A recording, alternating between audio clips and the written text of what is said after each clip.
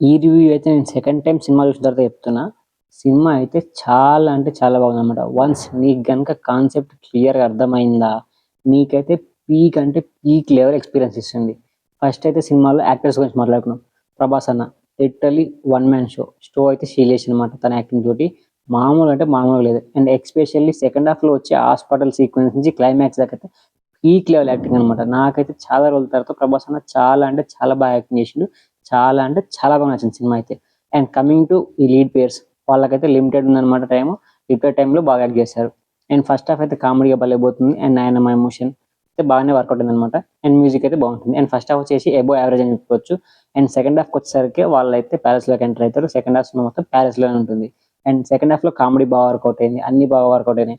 And ఎప్పుడైతే ఆ hospital sequence వస్తుందో మీకైతే ప్రీ క్లైమాక్స్ స్టార్ట్ అయిపోతుందనమాట. అండ్ అక్కడి నుంచి సినిమా అయితే ఒక లెవెల్‌కి వెళ్ళిపోతుంది. అండ్ 'ప్రభాస్' అన్నట్టయితే క్లైమాక్స్ అయితే చాలా అంటే చాలా బాగా డిజైన్ చేశారు. చాలా బాగా వచ్చిందనమాట. అండ్ ఇదైతే మారుతి దగ్గర నుంచి అయితే అస్సలు ఎక్స్‌పెక్ట్ చేయలేదు. సో, సినిమా అయితే చాలా బాగుంది. మిస్ అవ్వకండి. అండ్ ఎవ్వరి మాట వినకండి. 'ప్రభాస్' అనేది చూస్తే మీకు ఖచ్చితంగా అర్థమవుతుంది. సినిమా చూసి మీ అంతటా మీరే తెలుసుకోవాలనమాట. అండ్ మన రివ్యూ వచ్చేసి ఈ సినిమాకైతే 3.5/5 అనమాట. అండ్ ఇలాంటి రివ్యూస్ కోసం మన ఛానెల్ సబ్స్క్రైబ్ చేసుకోండి.